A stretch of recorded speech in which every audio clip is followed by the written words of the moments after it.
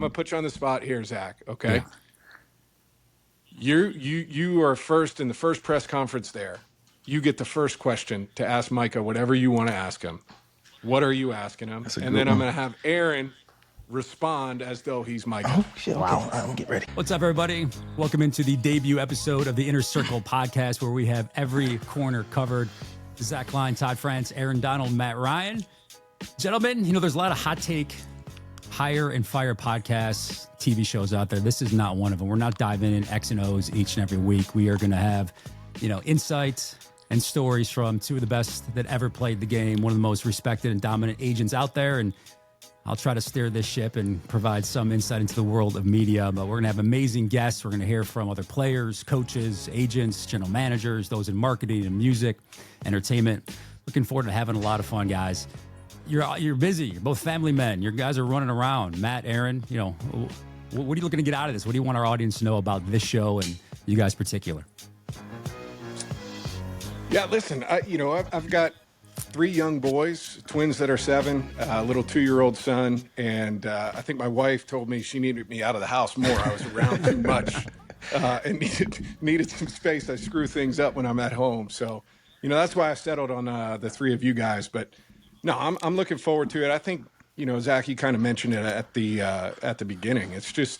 It's something unique and different, right? And I haven't seen anything out there where you've got an offensive, defensive player, an agent, that perspective, somebody who's been, on the media side of it for 20 plus years. And so I'm looking forward to chatting with these guys. Zach, I know you really well. Todd, I know you really well. Aaron, I played against you for a long time, but don't know you quite as well. So looking forward to hearing the stories, looking forward to hearing your perspective and just chopping it up with you guys. But I think it's something fresh. I think it's something different. And, looking forward to kind of spending the season and seeing how this goes. Yeah, I think you hit it right on top of the head. Having some fun doing this. I'm excited about the untold stories, though. I think that our listeners is going to enjoy that. You get it firsthand from offensive side, defensive side, to the agent side, even to the media side. Like you said, it's every corner covered, right? And we're not missing none. So I'm excited about doing this, man, and see where it goes. So let's have some fun doing this shit, man. I love when Aaron and I were talking about this and doing the show and whether it made sense or what. And Aaron's like, I've been hit up by everybody for podcasts. He goes, but this just gives me chills thinking about kind of showing everybody and telling everybody things that they don't know, not the stuff that you see all over the place and you hear all over the place. So for me, it's amazing to be able to spend 45 minutes a week talking with Matt and Aaron and spending time with clients that not only do I, value as clients, but as friends. Been together a long time, and then obviously, the relationship with Zach. So excited to share that and bring people into the world of the agent side as well. You guys transition from, your life on the football field to, Matt, obviously in broadcasting now. AD, you're a family man, keeping busy. Happy birthday, by the way. Yes. Little birthday guy, Yeah. celebrating the Donald household Yeah, today? my 4-year-old, he turned 4 today. Eric, my middle boy, he turned 4 today, so I'm celebrating him. All right, what were the presents? What did he get? We actually had his birthday party yesterday. He got a bunch of shit. He's big into like animal, dinosaurs, baseball, new clothes, new shoes. So he got to have fun yesterday. So today's more like just hanging with the family. The grandparents came in town. So he really don't need nothing else, man. Damn, living room is filled with toys all over the place. So he don't need nothing. So we just enjoying him, let him eat some cake or something. So. We've got the one gift in, one toy out, right? So if you get something new, something else has got to go. It got to go because you said it, man. There's too much shit that piles up in the house, and then and they don't need it. It piles up in the living room. I'm like, why the living room? Correct. We got your bedroom, we got a playroom, but we got toys all over the place. I'm like, golly, but that's got the playroom that no one plays in. Exactly. And that's just being the father of 4, I guess. So just getting used to right. that. So Training camp going on everywhere, right? Do you guys remember what was your first training camp moment like? AD, what was that like in the transition, leaving Pitt into that first training camp moment? My first training camp in St. Louis, I remember it was hot and humid as hell. I know that for a fact, but I'm just excited, man. Obviously, being a kid that dreamed about being in the NFL, to fast forward to becoming a first round draft pick when a lot of people said, he ain't the biggest guy. I don't think he can be able to transition what you did in college and in the pros. He's only 6'1", and just go there, be confident. I remember walking to the locker room, seeing Chris Long, Robert Quinn, them guys we had already. We wasn't the best team, but there was a lot of good guys you see that you respected from what they did from just watching as a kid, right? So I was excited, a little nervous at the same time because it's like, it's new, right? You transition to something new, obviously going to Pitt, accomplishing things, and then it's like, all right, now you're in the pros. Now you're playing with grown-ass men that got families to feed, and just going in with the mindset, man, don't change nothing out that I, did in college, just transitioned that to the NFL, had that same confidence, that same mindset, went in there mean, making plays, and got in a bunch of fights too, so. What'd you guys do? Did you guys go away for training camp at that point, or did you stay right there at the facility? We were right there at the facility, right where we practice at all year round, and we was just there grinding, hot as hell, sweating, humid. That's the one thing I didn't want to do when I was like, I just don't want to go nowhere where it's hot and humid. They said St. Louis. I'm like, oh, we cool. It ain't that hot out there, is it? I went out there. I said, God damn, man. It's so hot and humid, but. Dude, so I went from training camps up in Boston when I was at BC, right? And so like a hot day up there, you're probably in the mid 80s, but there's very little humidity. That's beautiful. But most days we practice in the morning. It's like 78 degrees. It's beautiful weather for training camp. And then same reaction, man. I got to Flowery Branch. And we were like in whatever the first day of pads was, it might have been like third day of training camp. And we had doubles at the time. So we're in the morning and then the afternoon. We went to the afternoon practice. I was dying out there. Just never hit the humidity like that before in my life, man. That was the biggest adjustment for me, was getting used to the southern heat. Hey, when you guys got to camp, like your first camp, did you guys have roommates and all that type of stuff, or did you guys stay in your own spot? How did that work? So I had roommates. We stayed in a hotel, and my roommate was Trey Mason. He was he got drafted he came from Auburn. So my roommate was Trey Mason. It was cool. But I'm a guy that like my own space. It doesn't seem that cool, your response. It didn't seem that cool. Because I'm a guy, I like my own space, man. I'm like real to myself. And like, I like to, when I'm done with football, I like to watch my film in my room by myself. So it was kind of like, I used the bathroom, he used the bathroom. It's a little uncomfortable, man. I like my own space. I don't want nobody to be shitting the same where I shit. So that's all that was. So. We had a great setup, man. In Atlanta, we had unreal setup behind there, right? Like right in Flowery Branch, Arthur Blank had built these kind of dorms, townhomes right behind there. And so our setup was, we kind of had this 4-bedroom apartment, and you were with 3 other guys, and but you had your own bedroom. So it was kind of cool. It was like, you get your own space if you need it, but if you want to hang out and play cards, and everything was kind of together, which was nice. But I couldn't imagine, honestly, looking back at it now, here I am, I'm 40 years old. I couldn't imagine going to a training camp now and having somebody else in the room while you're trying to sleep. Yeah, like, and then you got to get out of here. I got to get my rest. I got to get ready. Just imagine when another grown ass man snoring like hell. You like, God, man. It's terrible. Horrible. It's terrible. I hated it. So was it always like that? Did you graduate and eventually earn your own room? Yeah, eventually as you become a little better and a little older, they give you your own room. But that's right. I ain't gonna lie. You start sacking the quarterback, you get your own room. My rookie year, what we did, we wasn't allowed to do this, so this is a little. I used to sneak out because I had got me an apartment, so I already had my apartment. So I used to climb. You can get out the window and jump on the roof through a ladder, and I used to jump to the driveway to get to my car, and I used to drive to my own apartment. I couldn't do it, man. I needed my own space. I would have loved to have seen the security footage of that. Your big ass climbing over the fence. I want to go on the record. That is against the advice of anything I would ever tell you to do. We never discussed that. That was never part of any strategy. Only person that it's good to hear it now after the fact. Only person that know I did that with. I had the same thing. Honestly, Harry Douglas, former teammate of mine, has told this story. But so we were rookies, and when I retired and had my jersey retired by the Falcons, they did this little event, and Harry hosted it. And Mike Smith, our first coach, was there. And Harry got on stage and was like, "You know what, Smitty, you can't find us, so I'm going to tell this little story about training camp when we were rookies." He gave the vets the night off, but the rookies were supposed to stay. And we did like bed check at 11 o'clock, whatever it was. And both me and Harry waited until about like 11:45, walked right across the field, got into our cars and drove home and slept in our own beds, man. It was a game changer. It's fantastic. Did you guys, how often, like when you guys played, obviously, both retired now, how often did you guys take work home after the fact? Like when you went back, football's over for the day, you're going home, we're past training camp, we're just in the season, whatever. How often do you take it home? Well, I couldn't imagine what it was for a quarterback. For me, it was every day. It wasn't like I was never like, you leave the facility and you done with football. I was like, you taking film home, doing all this other stuff to take care. And then as I got older, taking care of your body was like key to be able to make it every single week. But for me, I was always into the film, man, studying myself, studying my opponents. Definitely when I came in as a rookie, I had to make a cut up of like Warren Sapp, John Randall, Leroy Glover, Geno Atkins, guys that was like similar to like my body size, my body type, shorter defensive lineman that had success, just to see what worked for them. So I was always just studying.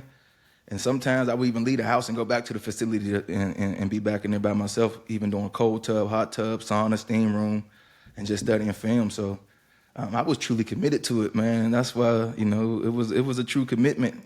Football wasn't like, okay, you here for 5 hours or 6 hours, whatever it is, and you done. It was like, you there, and then after that, you got to keep working. To be where you want to be, you got to work and be consistent at it. So. Yeah, I mean, I was really the same way too. Like, I remember going home on like a Wednesday or a Thursday, whatever night, and having, the game plan laid out in front of us. And I used to have to like memorize the plays, right? So if things got screwed up coming into your headset, you had to be able to rattle off the rest of the play without hearing it.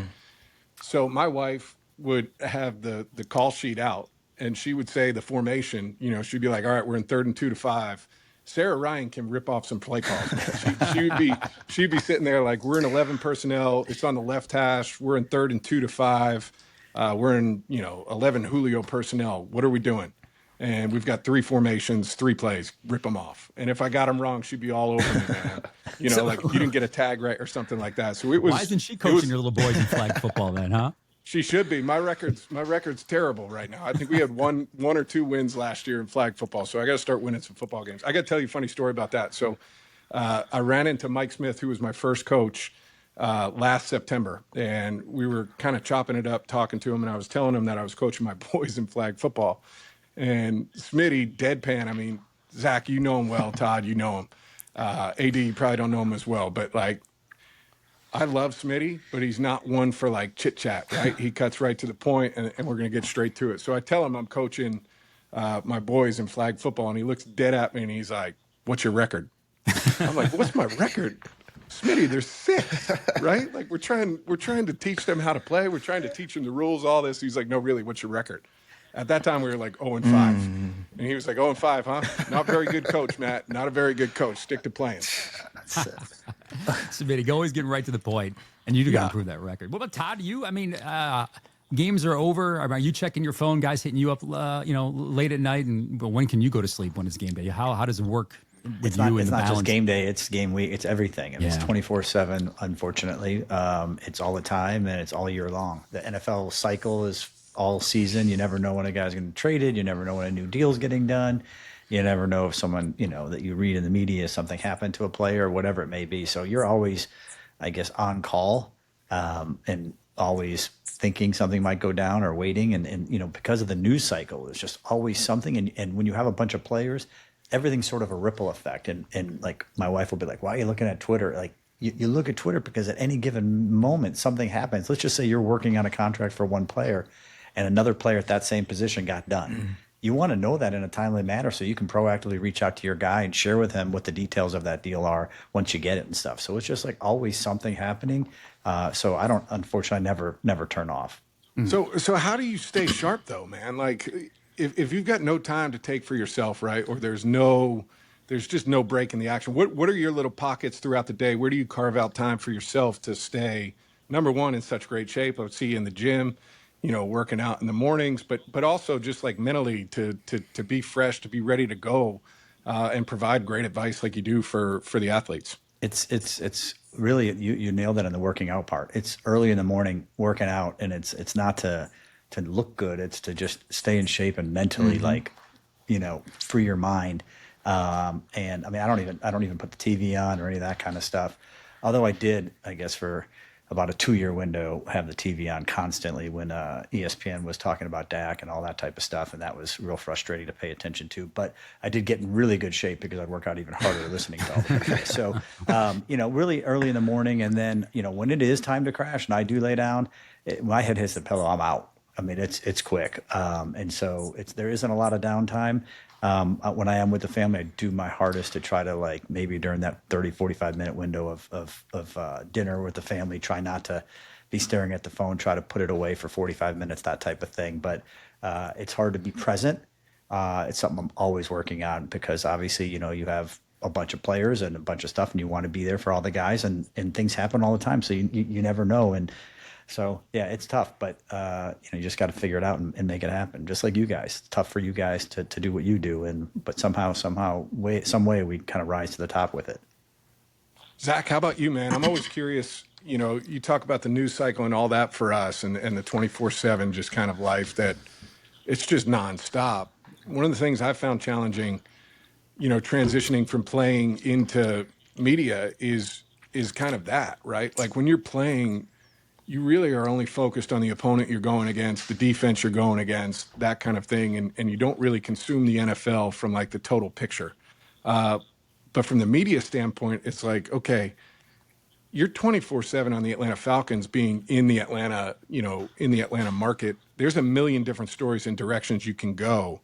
Like, how do you prioritize the stories you want to tell, right? And go with? But Zach, before you even answer that, like, look, you know how Woj from ESPN retired, and one of the quotes I saw from him, he was like, you know, I was just sick and tired of showering, you know, or whatever, having my phone by me when I'm showering because there's always something breaking. And that was obviously national news and NBA, but in your world, it's not just Falcons. It's United, it's Hawks, it's Georgia football, Georgia Tech. It's, you know, all sports all the time. And while you're not necessarily breaking news all the time, you got to be on top of it. The breaking news is so important to what you do because, you know, everybody doesn't need to wait up until 11 o'clock anymore to find out if their team's won or lost. You can look at your phone. You can find the scores immediately. You can find the stats. You can find the highlights. So you need to have breaking news to offer credibility. You need to interview the athletes to get the sound, to bring them into your newscast. In our business, you get, especially at Channel 2 in Atlanta, you know, the number one ABC station in the country, you got to be. Look at that shameless plug. I love it. I love it. Hey, half the people on this podcast are still working. So, you know, I got to give them a little shameless plug. I love it. No, but listen, man, I'd rather be second and right than first and wrong. I mean, nobody out there remembers that. I mean, you mentioned Woj. You know, I was fortunate enough that day to break that Luka Doncic and Trae Young weren't going to be on the Mavericks and Hawks respectively. We broke that at Channel 2. Nobody remembers that back how many 6-7 years ago. But if I got it wrong, people, oh, Zach, he's the one that botched, you know, the freaking Trae Young trade. So they remember when you're wrong. They don't remember when you're right. So it's about credibility. It's about, you know, doing it the right way. It's about trustworthiness. And, you know, the hardest part of the job on the local front is you develop relationships like I have with you, Matt, over the years. And then it's a tough game and you got to ask tough questions. But that's the hardest part on the local front is developing relationships with guys. And then when it comes to business and it's go time, you know, pushing them, trying to get them to talk, trying to get them to open up and be honest and be accountable for what just happened. You guys obviously deal with the media all the time. Matt, specifically, I'm sure you have stories with Zach and him in the locker room, but how difficult is it to deal with the media all the time? You know, after a game, win or lose, good game, bad game, always having to have them right there in your face and deal with all that. I never liked it, honestly. Even like the good games, I don't mind talking about the good. It's the bad games and the games that I felt like it wasn't the best game for me, but you got to go out there and you got to speak about it. But it comes with the job, man. You know, it's even if you don't want to do it, like after losing the Super Bowl for me, that first one, like having to do media and sit there and talk about that shit, I'm like, I just wanted to go hide in the damn, put myself in a box and not be bothered. You know, I ain't want to be on social media. I ain't want to, but I had to go there and keep my head held high, talk about what I got to do better next time I make it there and get the opportunity to play in another Super Bowl and things like that. It ain't easy, but it comes with the territory. It's a part of the job. Even if you don't want to do it, you still got to, guys, everybody got to do their job, right? So you still got to answer the tough questions when you don't want to do it, right? So. Now, Matt did it. He spoke twice. I mean, you probably did twice a week as well. You know, were you the mandatory guy during there with the Rams? We spoke on a Wednesday or Thursday, and then also game day. So, yeah, we talked to Matt every single Wednesday and every single game. Now, Matt, you're on the other side now. Now, is that hard for you when a quarterback, you know, makes a mistake, and can you call him out like that or different things? And I'm sure now you're like, now I know what Zach was feeling like back in the day, and kind of calling a spade a spade. I always thought it was fair, you know. To answer the tough questions. Like I felt like my role as quarterback, it was kind of like it's kind of like being the CEO of a Fortune 500 company, right? And sometimes you've got earnings reports that come out that aren't great, and you have to sit there and you have to explain, what is going on. But I always had the mindset of, you know what, I have a respect for what you're doing, Zach. You were asking the questions, D. Orlando Ledbetter, a number of different guys, right? That I spent 14 years asking me questions and getting to know, but I felt like I had a level of respect for the job that you guys had to do. And I think it worked both ways because I felt like I stood up to the music when it was tough and answered questions as best I could, but always with the mindset of protecting, the locker room, protecting the players, protecting the staff, protecting the organization. So I always felt that like weight and responsibility. But the criticism, like, I'm not going to say the criticism didn't bother me. You hear it, right? And you feel it, but it wasn't my main motivator. Like, I wasn't a bulletin board material, like looking for bulletin board material. I was kind of locked in, just focused on trying to do the best job I could do for the guys that were around me. That was kind of my motivation. Being on the other end of it now, though, I think I view it the same way having to criticize players or whatever. I view it the same way I viewed watching film on Mondays after a game, Aaron, right? Like, you would go in there, and if I would look at a play and say, listen, I got to make that throw, right? The protection's good enough. The route was perfect. The ball was bad, right? Like, that's a critique I would make for myself, writing my notes and getting ready for the next week. And I think really good commentary is the same thing, right? It's fair and critical when it needs to be, and it's complimentary in the right ways when it needs to be. And it hasn't been that hard. The one thing I pride myself on, though, in terms of wearing the analyst hat, is that I watch. I think it's huge, right? Because if I'm going to have an opinion or I'm going to have not a hot take, but just have a strong opinion about something, I feel like we owe it to the players, Aaron, or we owe it to the coaches to have watched all that you can, right? And to have reasons for why you're saying what you're saying. I think, sometimes you just see things that kind of come out of left field. And that would piss me off as a player. And I've kind of made this vow with myself that I'm never going to do that as an analyst. You mentioned how hard it was after games to talk, but the fact that you and your teammates and Matt and his teammates and everybody in professional sports, that's really all the journalists out there want, is the accountability to not only talk obviously when things are going well. If you could show up, Grady Jarrett was a great example of that. I know you, Todd, you represent Grady, was with the Falcons. He'd have an unbelievable game and he would talk. The defense might give up north of 30 points and he would talk. So that's the accountability, showing up when it's good. Money showing up, it's bad. That's all respect. But Todd, I mean, this is kind of you're stepping out of your comfort zone for you. I mean, you've been pretty, from what I can tell over the years. I know you do a couple of radio interviews here in Atlanta, but for the most part, you've been, media shy. Is that intentional, or was it intentional? Yeah, it's very intentional. I prefer being behind the scenes and just working for the players. They're the ones that are in the public eye. Obviously, people do care about agents and that type of stuff. And this was just unique, to be able to do something like Zach Matt and Aaron kind of mentioned when we started this podcast, just the different perspective and doing something that's unique. That's what got me excited about it. And the most exciting part was just doing something with Matt and Aaron, and obviously you, Zach. Just the friendships that I have with all of you guys, it makes it totally worth it. But so yeah, I am coming a little bit out of my comfort zone, but I'll enjoy the process and love listening to all these stories for sure. We got stories, man. Yep. I wanted to ask you, Matt, so if we played on a Sunday, was you a guy that had to watch film that same night, or was you a guy that can be able to have a full night's sleep and watch it the next day? Because I know me personally, like after a game, I'm up all night. I'm watching film at least multiple times before I even get in the building. Then once I get in the building, I'm watching it a million times, and then watch it with my coach before we watch it as a team. Was you that type of guy too? No, I would not watch on Sunday night, and the reason was, when I got into the league, we didn't have iPads, right? It didn't get pushed to your iPad via Wi-Fi, and so you didn't have the game tape on. Like, let me explain it to you this way. When I first started in the NFL, I had two different laptops that went home with me, and they got changed each week. So if I were playing the Rams one week, I would get that on Monday morning when I would come in, and I would take that laptop back. Sunday when I checked into the locker room or whatever, they'd grab it, and I'd grab the Chiefs laptop the next week, right? And so it changed so much when the iPad came around and the film could just get pushed to you right away. But my routine was never that. So when I started early on, my routine was to kind of chill out on Sunday night. And I got used to that, right? I got used to that rhythm of, hey, we play this game. I kind of know how I played. You have your feeling about how you played. But I would kind of decompress Sunday night. And whether that was a road game and hanging out playing cards, having fun on the back of a plane ride home with your teammates and kind of, chilling that way, or it was with family after home games of going to get dinner, relaxing, whatever. I just wasn't a big film guy on Sunday night, but I would get up early Monday morning and I would be in that facility, for 4 hours before everybody else to kind of grind away on that tape and to get started on the next week. But I kind of like putting it to bed Monday morning, but I chilled out Sunday night. I wish I was able to do that, man. I was up all night. I couldn't sleep. I was tossing and turning. No sleep after? No sleep. Even if I played a good game, you watch the film, and it'd be the plays that I didn't do good in, and I just keep harping on, right? And there's games that I thought I played great in, and you watch the film, and be like, damn, I made a lot of fucking mistakes this game.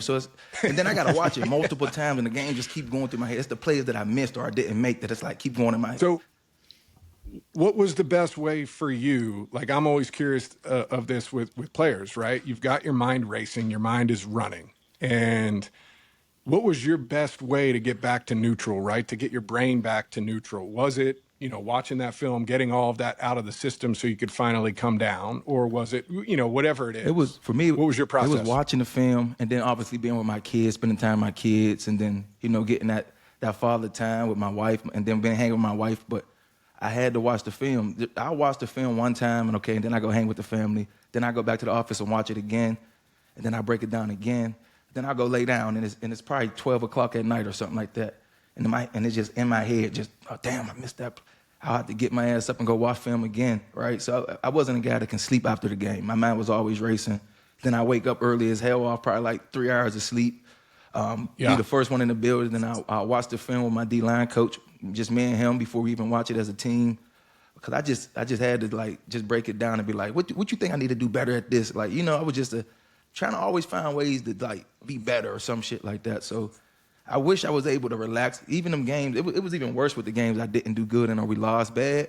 Because now I'm mad, I'm grumpy, and then it's like, you got all the family there that want to just hang, and I'm like, I don't want to be bothered right now. Leave me alone. I know I haven't seen you in 2 months. Exactly. Thank you for coming to the Nigga. I'm sorry. Get the hell out of football was like thinking about Aaron in his dorm room with his roommate, his first year in the league after a preseason game, just pacing back and forth, and he can't sleep. But by that time, you got to think, we had an iPad, so I used to go back to the facility to watch the film at nighttime. So it can be late as hell. Right. You get put the code and go in there. I'm in a meeting room just studying the film. So that's what it takes. Todd, tell me about your process after games, right? We're kind of talking about us coming down from it. So you would watch myself play, you'd watch Aaron play, you're all day. What is your Sunday? What does your Sunday look like, right? You're gearing up for the first one this coming week, this coming Sunday.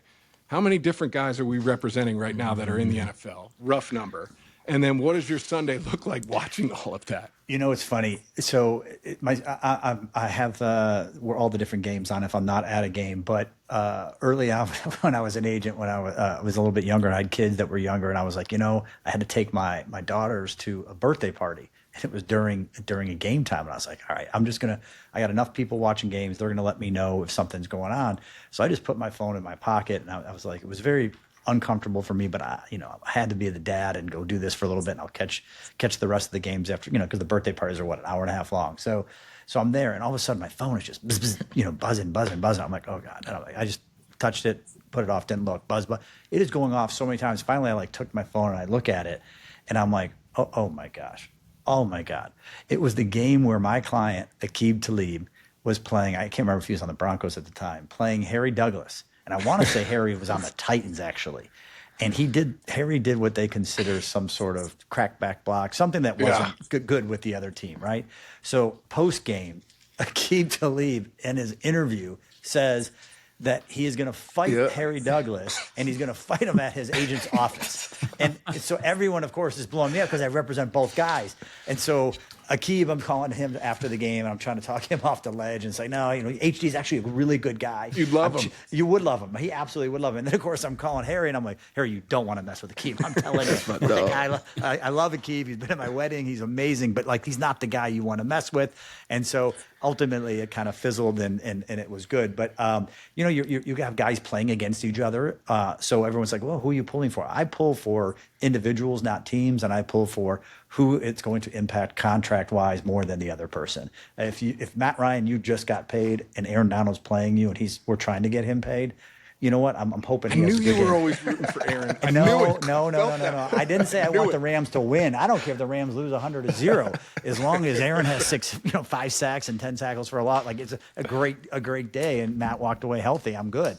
But that I am juggling and watching all the different games, and then talking to different guys afterwards because some guys are frustrated and some guys are fine, and just everyone has high expectations. I think that's kind of why you guys are who you are, is because your expectations of what you expect for yourself is so high, and so it's almost like, are you ever satisfied? And that leads me back to asking you guys something like, Matt, you said you're on the car, on the plane ride home, you're playing cards in the back.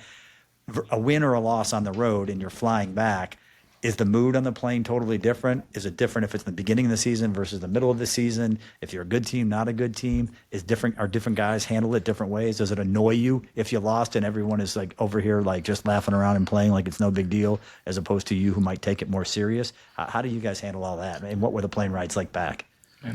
Well, I mean, they were different, right? Obviously, after wins, it's great.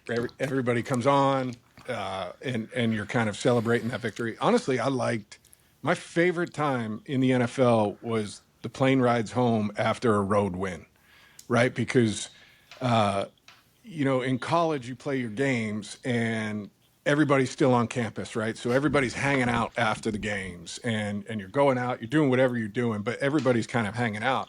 It's different in the NFL where like you play your home game, and say Aaron's my teammate, Aaron might have 20 family members in for that game. I might have 20 family members in.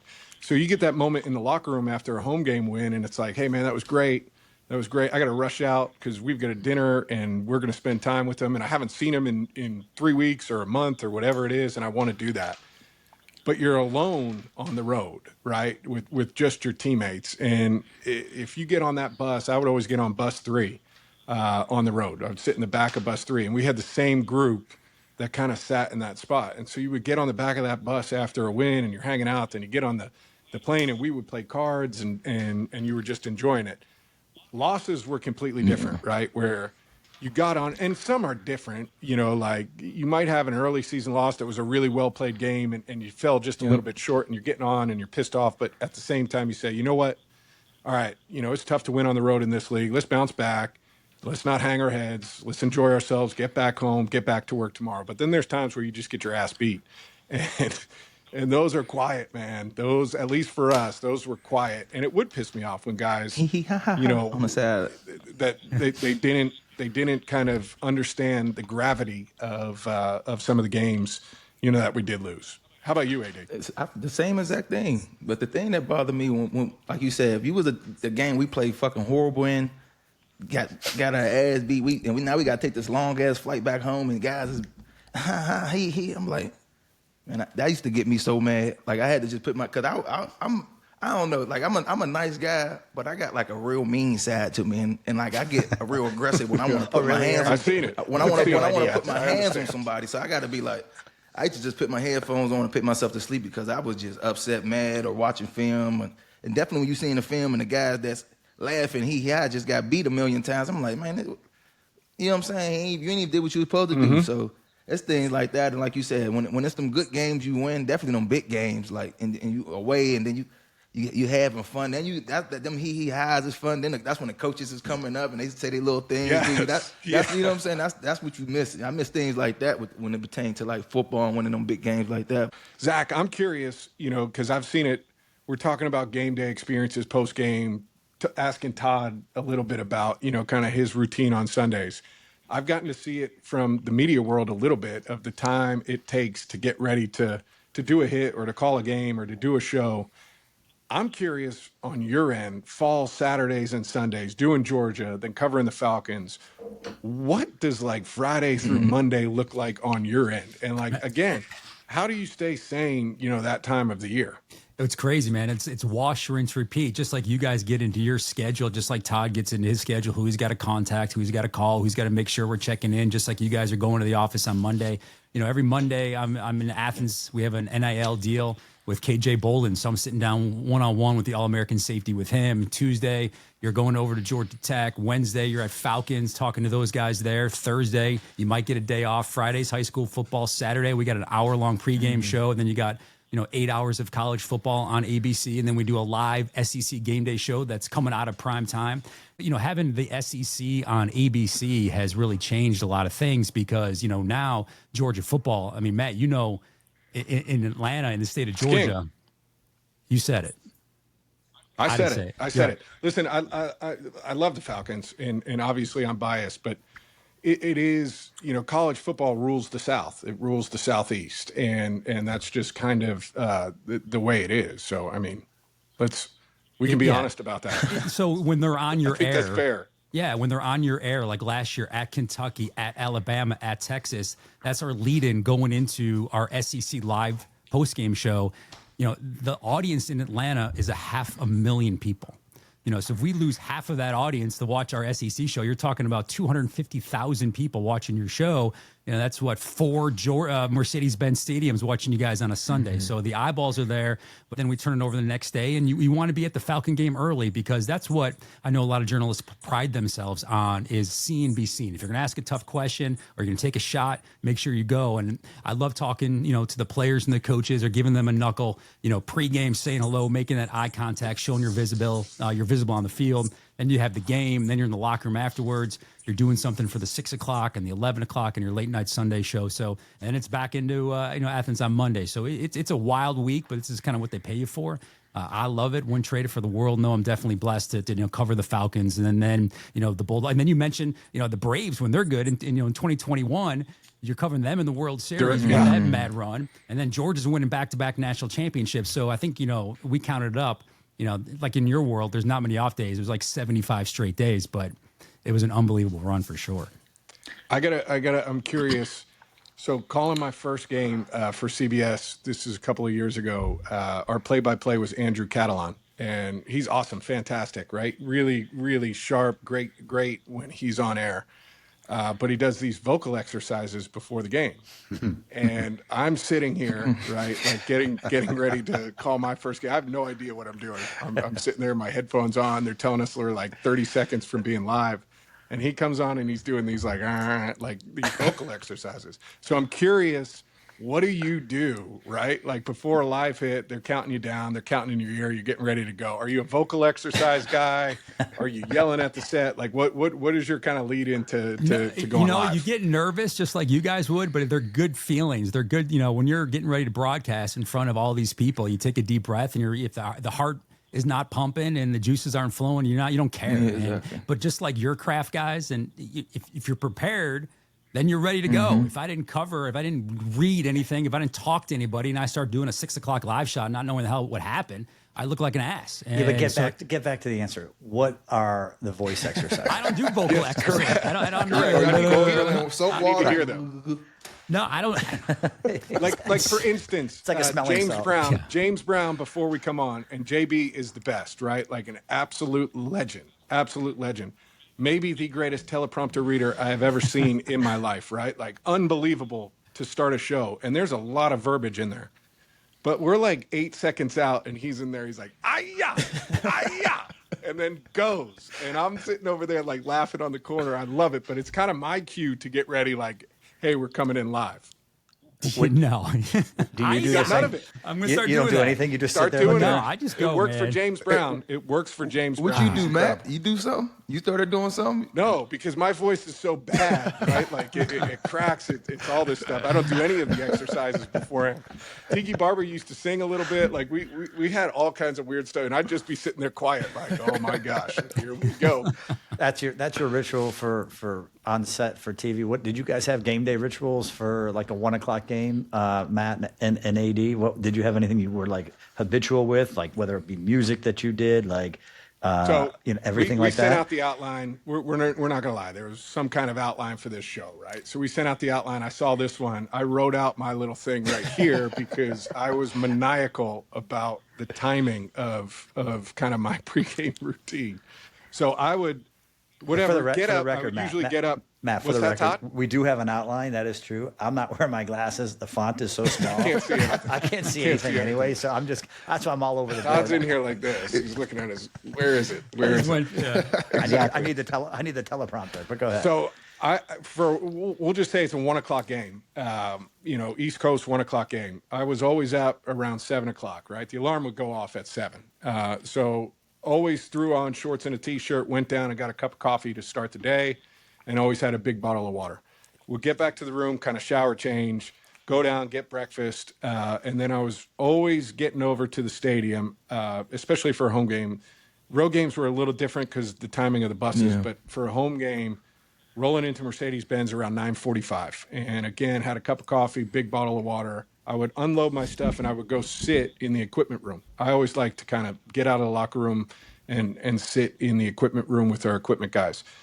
So we used to have like a college pick'em thing on Saturday with the equipment guys and a bunch of. So the first 10 minutes or 15 minutes of getting to the stadium was reviewing what happened in the picks yesterday in the college football stuff, seeing who won, and going through that and just cutting it up with them. But I would always lay out my game plan in front of me.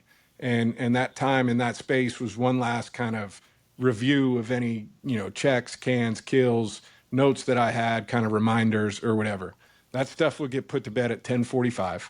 And then I would walk back to my locker room and I would have my kind of uniform laid out, right? I don't know how you were, AD, but I liked my pants kind of laid out on the ground. I liked my pads down off of the top thing. I liked them on the bottom of the locker, my helmet in the right spot, socks laid out. So I would start to get dressed a little bit before 11. At 11 o'clock, I would walk in and I would like to have my pants and all that stuff on before I get my ankles taped.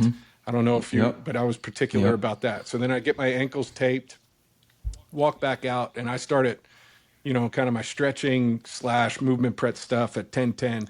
10:10 to 10:30 was my stretching and movement prep. 10:30, I'd go back to my locker. I'd start to put on my shoulder pads. I'd start to have a little Gatorade or whatever I was having before at what time? I'm in the 11 o'clock hour. However, whatever I said, I'm in the 11 o'clock hour. So at 11:41, I would walk out onto the field and my throwing routine started at 11:42 because we took QB center exchange at 12:05. And that kind of led me in right to 12:05, and then it was all on the team schedule after that. But that was kind of how I set mine up. Doing these drills, that's all it right here. That started at 11:42. Get the shoulders right, and then I threw the same 18 routes, 9 to the right, 9 to the left, and then turn around and come in and throw the red zone routes right before we go to quarterback center. Man, you had that shit down. So you had that shit down to a T. God damn, you had that down to a T. See, I was real basic. Wake up early. If it was an early game, I'll wake up, call my kids, shower, play a little music to get me woke up a little bit more, get dressed, go eat, and I'll be at the damn stadium. It depends what the times was. If it was a 1 o'clock game, I'll just be over there early as hell. Get over there early, get all my tape, all my stuff that I need together in my locker, go in the training room, get myself together. I'll have my pants. I'll be the first one in there. Already got my pants on, get my ankles taped, and then I'm out on the field early as hell, warming up, and then I'm in there in the locker room just in my own little world. I ain't a big music guy. I'm more talking to myself, visualizing what I'm going to do. And I don't remember none of the damn times. I just know I was always early as hell because I could not just I couldn't sit at the hotel and wait. I had to get my ass out there. I was ready to play. And if it was a night game, it was even worse because I'm like, I'm anxious. I'm like, golly, man. So I was real basic. So how did an away game mess up the routine? You can't control when you're leaving gotta for leave. the stadium. Bus times. Yeah, bus like when times. you're at home, you drive yourself to the game. exactly. So it's like I knew my kind of little schedule. And our bus times never really, there was one that was, we had like the early bus, which probably AD went on, which was like way too early on my end. But I think my lights just went out in here. But then we had 3 buses, and none of the buses kind of fit my time schedule. But I would always go on the middle bus, and it was close enough. Yeah, so that was the only difference. Was now you wake up, you eat breakfast. Now you got to hang around the hotel a little longer till the damn bus leave. But that was the One of my favorite stories of all time. Tony Gonzalez, one of my favorite teammates. He's the best, right? Unbelievable. But we're playing the Jets up in New York on the road, and the bus times are laid out. Like, Aaron, how many times do they remind you what time the buses are leaving in the morning, right? The first bus leaves at, whatever. The second, the third. So Tony misses all 3 of the buses. And if it was any other player, you would have been reprimanded in some kind of way. But Tony misses the buses. This is before Uber. Takes a taxi to the game, right? Shows up to the stadium in a taxi. Gets dressed, warms up, whatever. Nobody says a word to him. Goes out there, balls, catches a game-winning touchdown with like 6 seconds left. Gets back on the bus. Smitty the next day in the team meeting was like, "Hey, listen, if anybody else misses a team bus, there's going to be hell to pay. But Tony, great game yesterday. Like, well done. You played your ass off, man. Good job." There you go. You came up and showed out. That's all. That's right. There you Yeah. go. Everybody's home- routine is different. Yeah. For home games, did you guys get to sleep at home, or did they make you stay at hotels and in curfews and all that, or how was that? I was in a hotel. We had to go hotel. So if it was a home game, you had to check in by like 7:30 at night. You check in, you eat, probably do like a team meeting at nighttime, and then curfew was like 11 o'clock. But by that time, I eat after team meeting. I take my little cranberry juice, my sleeping pills. I'm in the bed and I'm out. Like, I was a guy that tried to go to sleep early. I wanted to be fresh as I can in the morning. So I was the same way. Yeah, we stayed in a hotel. I think for 10 years we were at the Georgia Tech Hotel and Conference Center. Room 731 was mine for the home game. So I spent a lot of time in that hotel room, and then we kind of switched over to a different spot, the JW Marriott over in Buckhead. But yeah, same way. I mean, we were probably similar time. I think we had to be there by about 7, whatever. I always got there a little bit earlier than that. I didn't like kind of by 4 o'clock and 5 o'clock in the afternoon. I was ready to kind of get over and get my own space. yourself settled. But honestly, after the team meeting or whatever, I'd never even made it to curfew, dude. The best night of sleep I would get all week was Saturday night. Right, It was the most sleep I got the entire week. What was And I room would hit 730? that pillow and be out. Was room 731 under Matt Ryan, or was it under a different name? No, I wasn't that big of a deal. It was there was no alias, all right? It was just under Matt Ryan. All right, We would have our ADD. numbers laid out. You had an Your alias card AD, would be didn't you? right there. you say it again? You wouldn't check for the people who listen. Like, they don't know how you guys show up, and like, are your room keys ready, or do you have to go to the front desk and check in just like a regular person does? Like, how does The that team work? got you a desk and everything settled. Like, if it was a away game, you got your desk, you got it laid out, and you just pick your key up. If it's a home game, same concept. You got a desk, you park in the garage, you walk before you walk in the door. All your keys is laid out. They give you everything you need, and you walk in through the back. We went through the back way. Went to our elevator, went up. Exactly. Sometimes I used the hotel service elevators, so you wouldn't be bothered or nothing like that. So that was that. Like, in and out. Like, get myself there early, get myself settled, situated. I'll get my game day clothes out, lay that out. Put my socks out, get the shoes set right there. Call the family. Call the. When did you pick out your outfit during the week? And did you have help? I did. Later in my career, I started having a little help. It was even I had somebody helping me, or my wife was like, I put my clothes on, asked my wife, "What you think? What you think about this?" She'd be like, "Change this or change that." But that was that. I love it. But early in my career, I just throw anything. A t-shirt and some big ass jeans on and just go. As you get older, you gotta. Start trying to clean it up a little bit, look a certain type of way, So, what about you? Zach, how about you for suits, man? Now, hold on, Matt. How was your swag? How did you get ready? How you put your outfit out? Let's go. Saturday afternoon was the first time I gave that any thought. But the suit game is different. Like going on TV or whatnot. It's because the lighting too. I didn't realize all of this when I went into it too. Like, you can't just pick anything out, right? It's got to fit with the lighting. It's got to fit with your skin tone and the lighting. How much makeup they're putting on you? How much makeup do you use, Zach? Because you look good when you're on there. You got to have the shine. You got to have the MAC makeup. You got to have that. It's not fun. It's part of the deal. To your point, you're having the brushes, and I don't look forward to it, but I remember I was walking in Atlanta and this woman came up to me and she was very nice. Zach, I watch you all the time. Thank you very much. She grabs my cheeks. You look much fatter on television. I'm like, thanks. I really appreciate it. The camera does add 10 pounds. So, Zach, this is funny, but my first year calling games, I didn't know about, that you've got to put makeup on before you go on camera until kind of the preseason. And so everything that I had ever done up until this point, there was a makeup artist there for you. So if you were shooting like a commercial shoot, AD, you've done it, right? They kind of do your makeup. They make sure you're not shining when you're on camera. So I get to the first preseason game we're calling, and I'm like, all right, like, where's the makeup artist? And they're like, dude, there's no makeup artist here. You got to do it yourself. So I think this is something nobody realizes is these guys who are going on calling games on TV are like in the little bathroom doing your own makeup. No. I had to have my wife like show me how to put like the eye stuff on and all of this different stuff. But I'm okay at it now. Now I'm really lucky with the NFL today. Would you be in there like We've got makeup artists there before the show. A little blush. Little blush, that's right. I don't want to be so red on the screen, man. It's got to come down a little bit. Yeah. Game day fit. It's just, usually a hoodie, jacket, Jordan 1 lows, and some jeans. Keep it simple. That's kind of been my style here. Todd, he's a shoe guy. He's a sneakerhead. He's a Sneakerhead. Yeah, every time I see him on the sidelines, There was some clean these sneaks. guys. Yeah. We kind of compete for who's got the best Jordans or something like that. There's not. You might compete. I'm but, sorry. but I get you.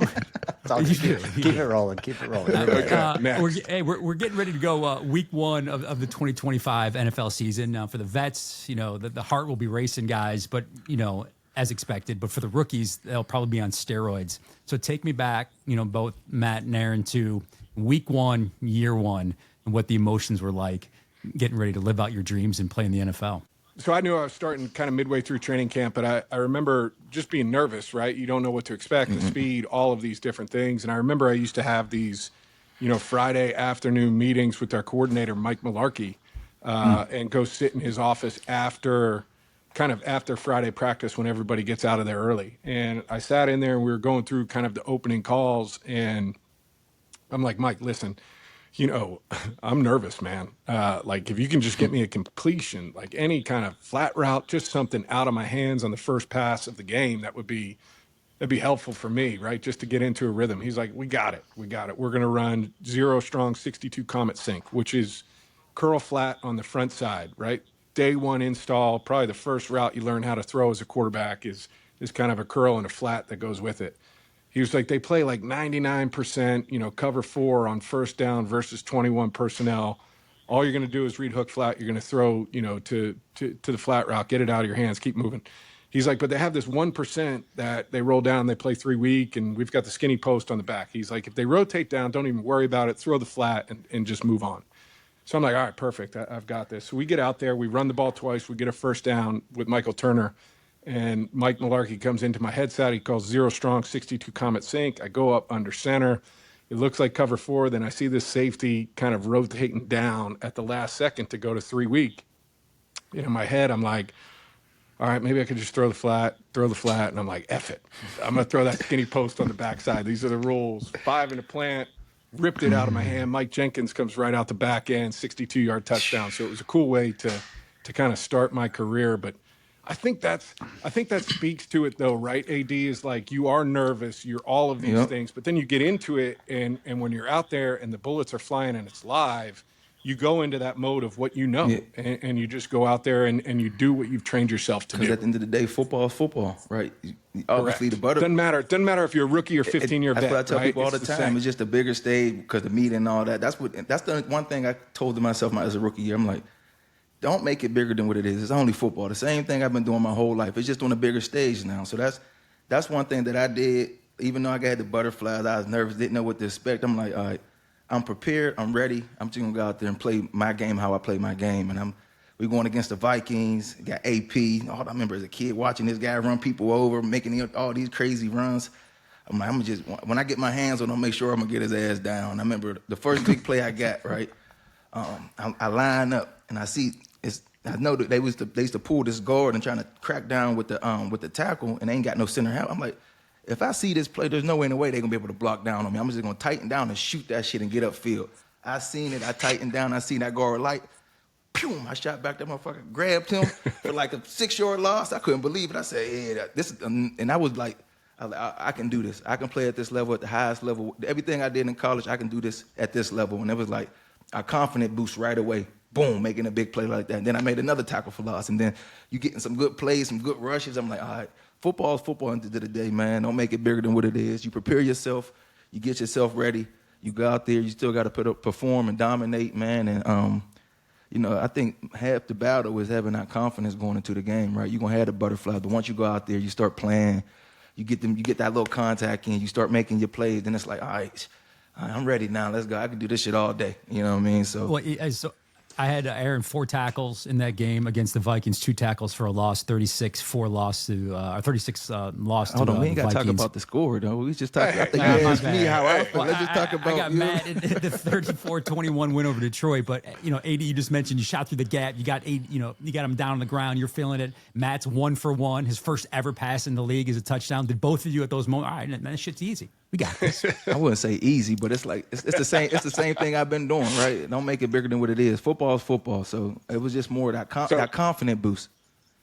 Yeah, I think there was definitely the confidence boost, and then there's also like the week 2 come back to reality boost. I went down to Tampa the next week and started like 3 for 17 in the first half in game 2. So the NFL comes at you fast, man. It's definitely hard, but like AD said, it's the thing you got to realize, right? I mean, we got so many rookies who are playing, coming in and going to make impacts, and you see it more now than ever, right? Younger players being thrust into it faster and faster.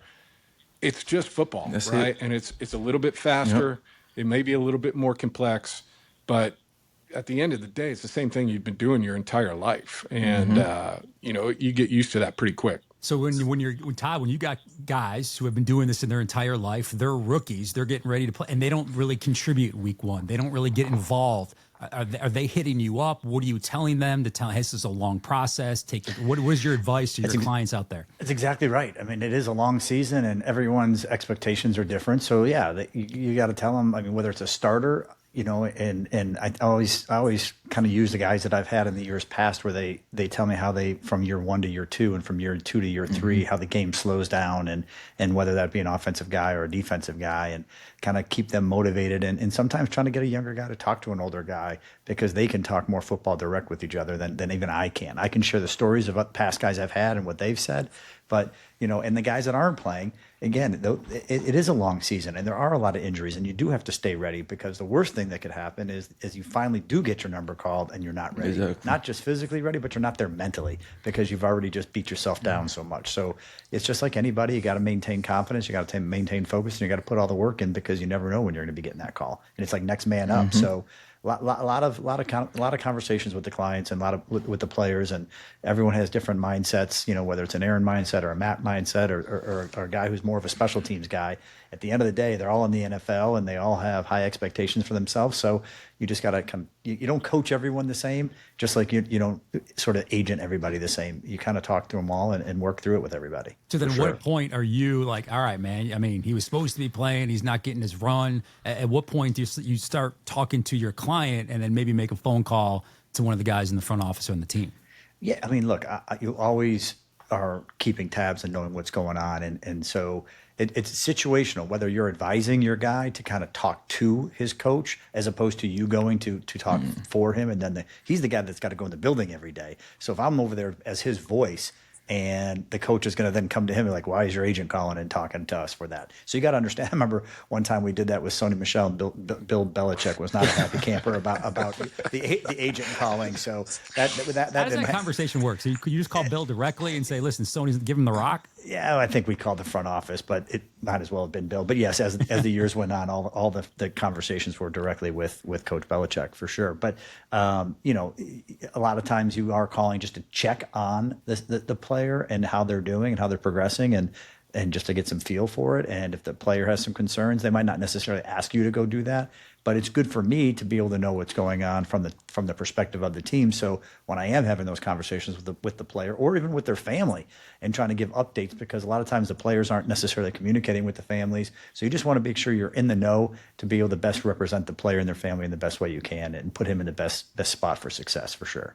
Todd, I think anybody who's listening will want to know about how much movement there is between the end of training camp, right, and your roster week one, and all that goes in and all that you guys provide for families. You know, say you get cut from Atlanta at the end of training camp, and you get picked up by the Los Angeles Rams.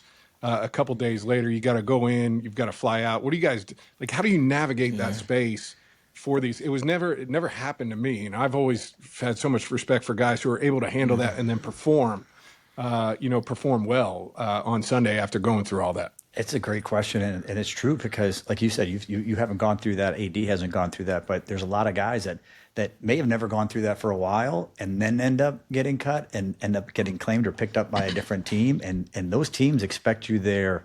Like if you find out that you're claimed or a team wants to sign you, I mean, it's instant. You're up and out. So what is the time frame? What do you got? Like 24 hours? It depends if the guy's a vested veteran. It depends on how long he's been in the league, whether he's going to be subject to waivers or if he's just going to immediately sign somewhere else. So a guy who's been in the league a little bit longer can immediately sign with someone else. Another one could get claimed. And if they're claimed, which is, I guess roughly 24-hour period from the last cut, yeah, they're flying out that next day, the second they find out where they are. If there's a flight that night, they're flying out. And so let me give you an example of how this phone call would look, right? I'm the player. Hey, man, I just got cut. Whatever's going to happen. I've got 3 young kids. Oof. Todd, I got to get there. You need to figure out the rest of it with my family.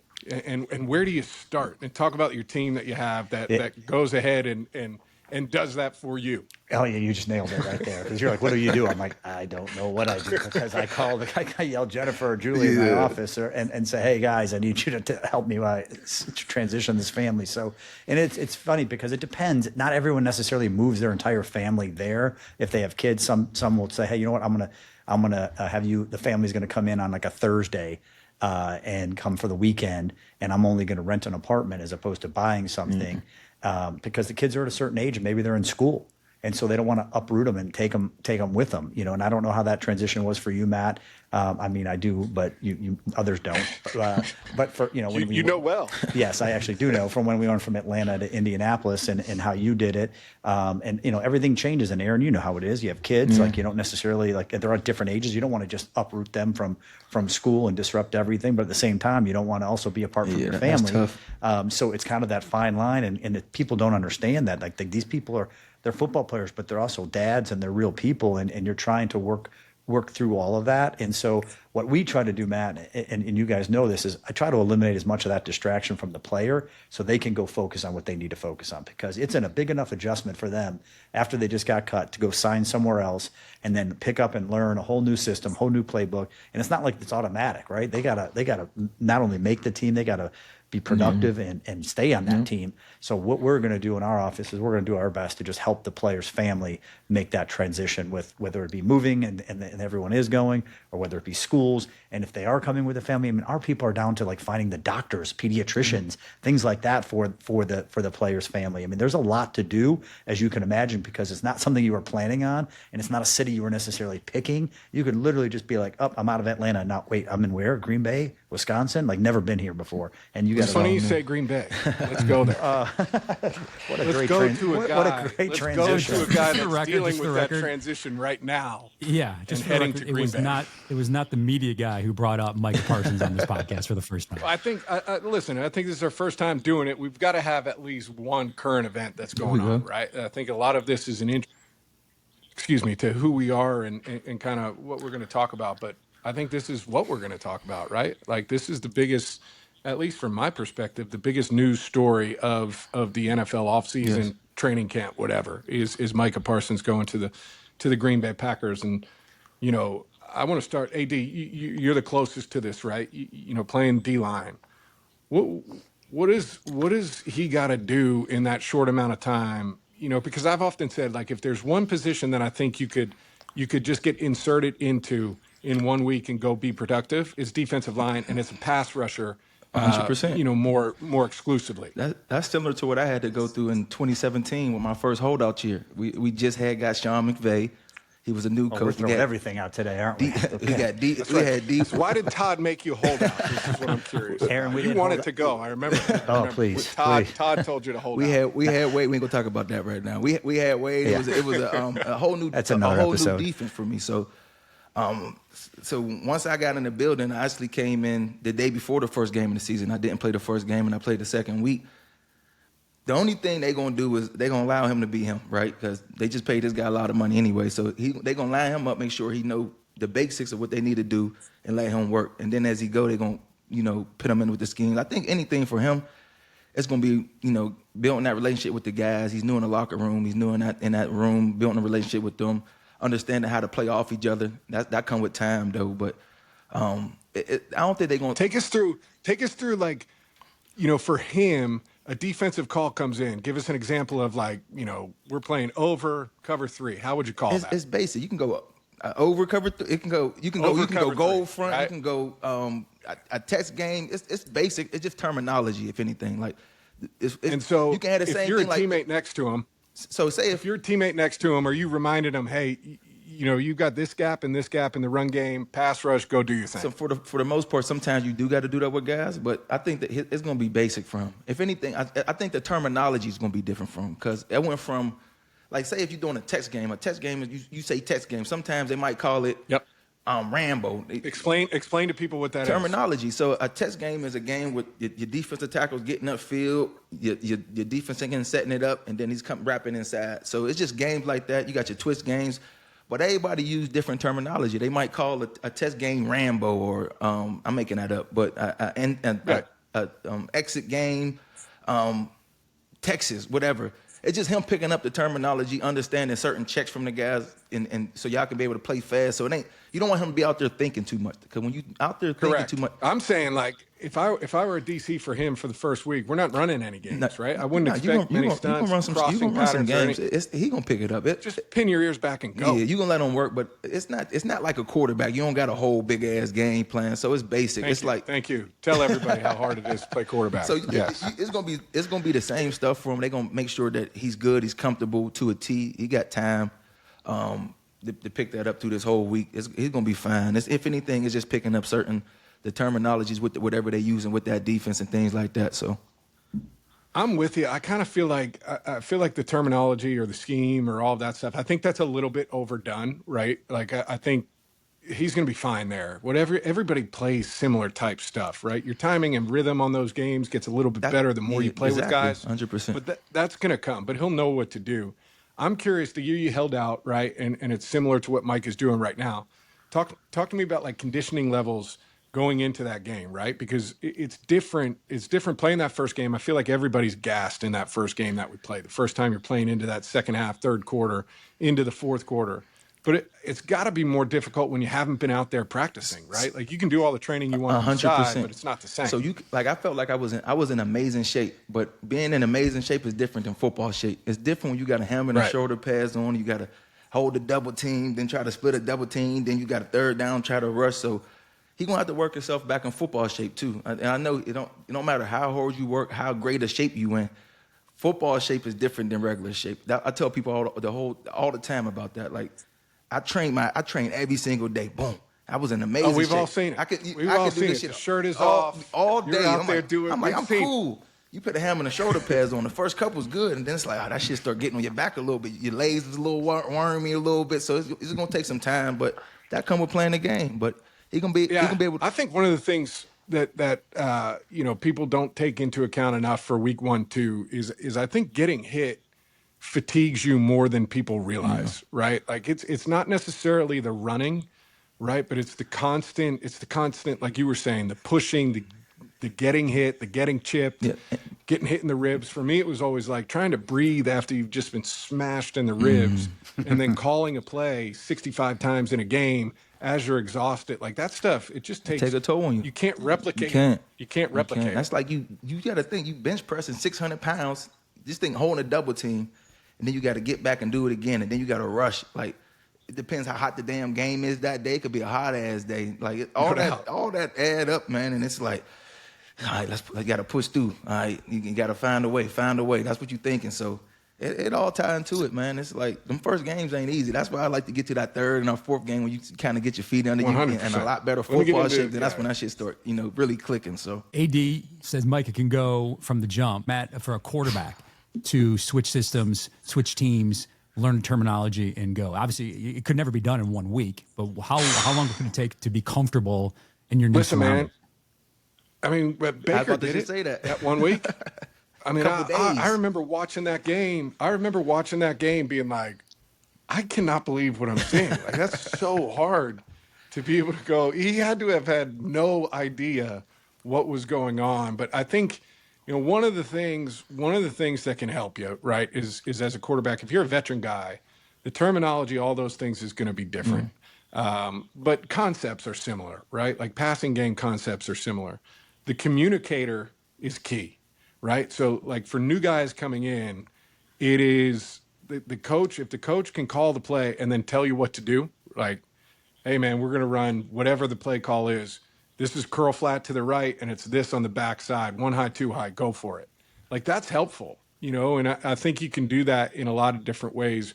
But I think that's only piecemealing it together for a week or two, right? Like if you're going to have long-term success, I think you need a foundation of timing and rhythm and a knowing of the receivers that you're playing with if you want to be successful, for the long term. So I think it's not really that feasible. I always had so much respect for quarterbacks, that may have gotten cut and brought in week 1 or 2 that were backups for me, and how quickly they would pick up system much faster than I did, right? It took me a while to kind of digest the system and learn it and know it the way that I would. And I always had so much respect for the guys that could do it without getting reps too, right? And go out there and perform. I think it's really difficult, but I think that's why you don't see it, Zach, right? Like you don't see blockbuster trades like Micah Parsons is the equivalent of Joe Burrow leaving and going somewhere different. I just think that position is so different. Todd, what would be the biggest challenge and your client in such a short term? Is it just the logistics? As you mentioned, you got a great team around you at Athletes First helping everybody out. But from your point of view, the agent, what are your responsibilities to get your client to this new team in such a short time span? I mean, a lot of it takes care of itself. I mean, the Packers are going to obviously be communicating with the Cowboys. He's going to have his proper equipment all over back, and the things that he likes to have is all going to be there. And it's just adjusting himself to the city and to the locker room and all of that type of stuff. I think it's an adjustment for the player, period, because you're going from whatever nice house you lived in to some temporary housing, right? You're either be staying in a hotel or you're be in an apartment until you can find that house. And there is logistics that are going on. He can't really be dealing with a lot of that right now because he's really getting ready, like you guys were talking about, the playbook and getting ready for the season. But meanwhile, somebody's going to be having to move all his stuff there and family and all that stuff. So there's a lot of logistics and a lot of moving parts for him. But at the end of the day, he's locked in and obviously wants to go out there and crush it to show everyone he's worth the contract and then some. So I'm glad that saga is over. It was probably a lot in the media, which is typical with anything that seems to be going on with the Cowboys. It's just a lot of public stuff. What do you think? From your perspective, the compensation, right? Like, forget the contract. I'm going to sit on here and tell you I think every guy should make as much money as they can possibly make. I'm for that for every player. I agree player on all of this. Yes, I'm sure you do agree. And AD, I think that's how we all felt as players. I never had a jealous bone in my body of another guy signing a big deal, right? Like, good for him. Yep. That's awesome. You've earned every penny of it. I'm more curious though, Todd, about the 2 ones, right? And one player in Kenny Clark. Like, I thought it was going to be bigger than that. I haven't studied. Am I crazy?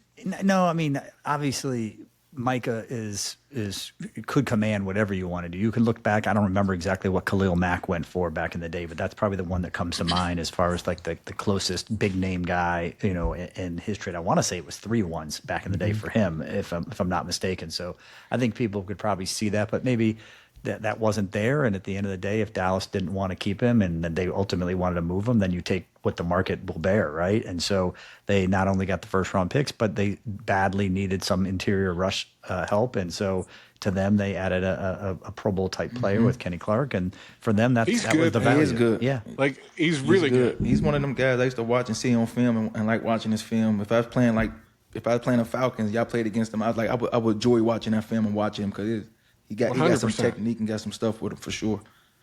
How does this work then, Zach, for somebody like you? Say, put yourself in whoever's Channel 2 up in Green Bay, right, Wisconsin, and you just had this guy come in.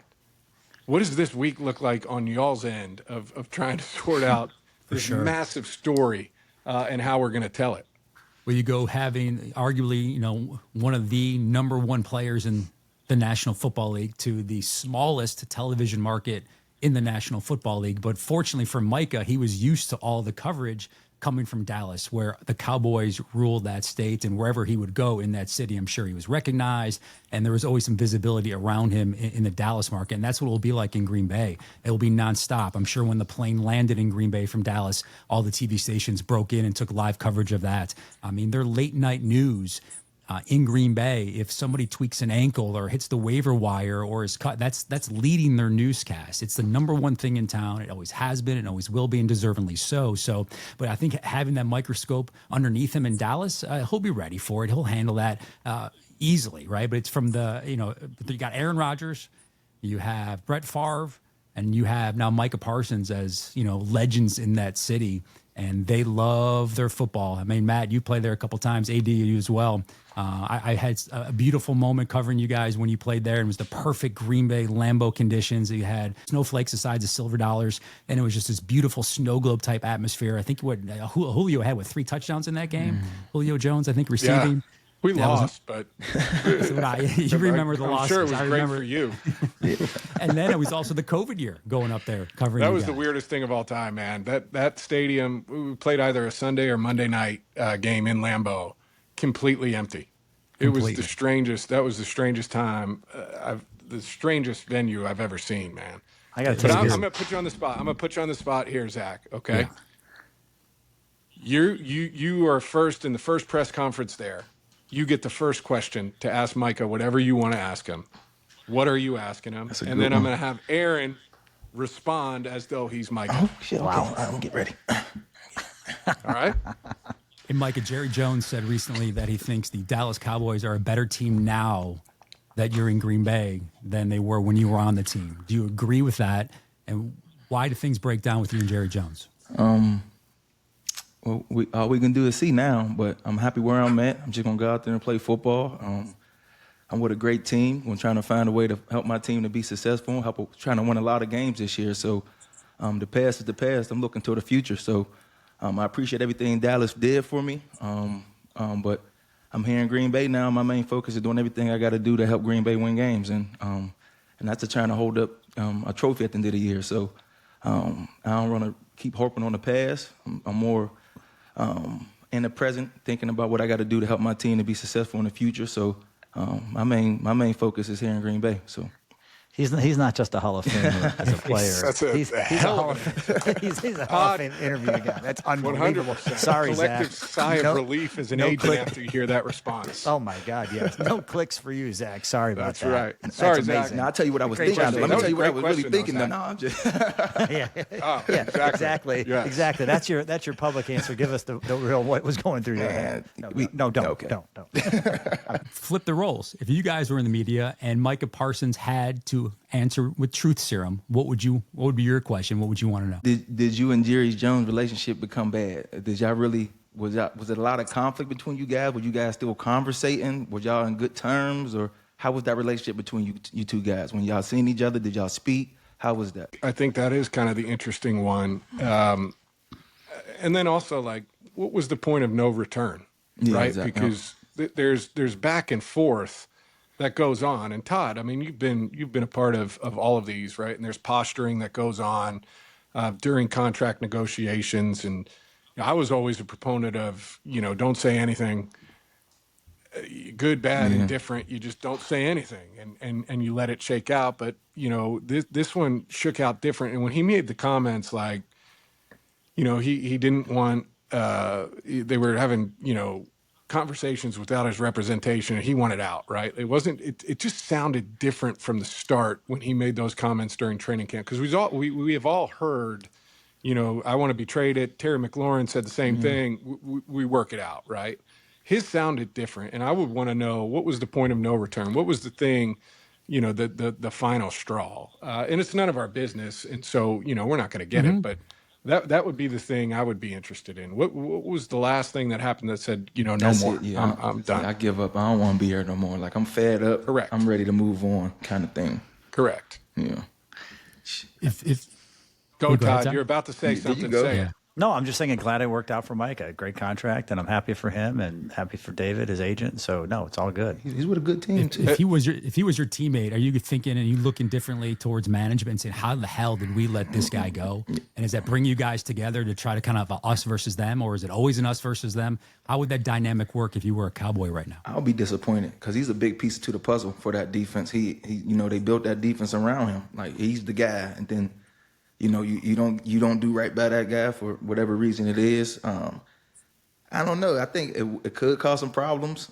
Guys looking at front office a little different. I don't know and how they really feeling, but I think it started.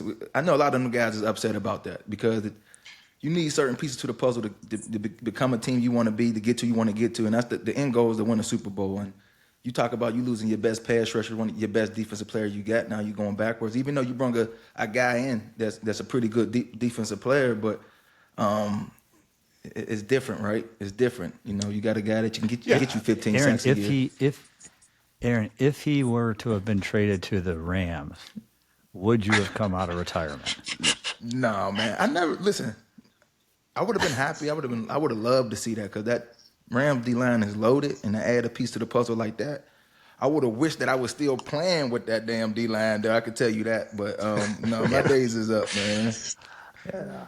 I would have retired. Like, if I was still up, I would have retired had I had to play the Rams twice a year. And you got Aaron and Micah on the same D line. That'd be difficult to go against. But I think about this, right? Like, so we think about it from different perspectives, and kind of sliding around. But what impact does that make on now, like, the NFC North? And if you're JJ McCarthy and if you're Caleb Williams, and now twice a year, right? You're seeing him twice a year. You're seeing Aiden Hutchinson, and you're trying to get your feet wet in the NFL and become a consistent player. Like, the two most pissed off people on the planet were Caleb Williams and JJ McCarthy, in my opinion, where you're like, no, anywhere but in division and as young players. But the trickle down on these kind of things, I think, is always so fascinating to watch.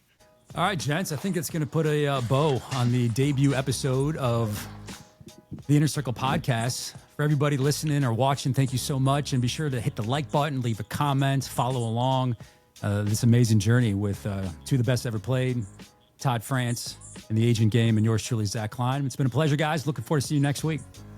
Later.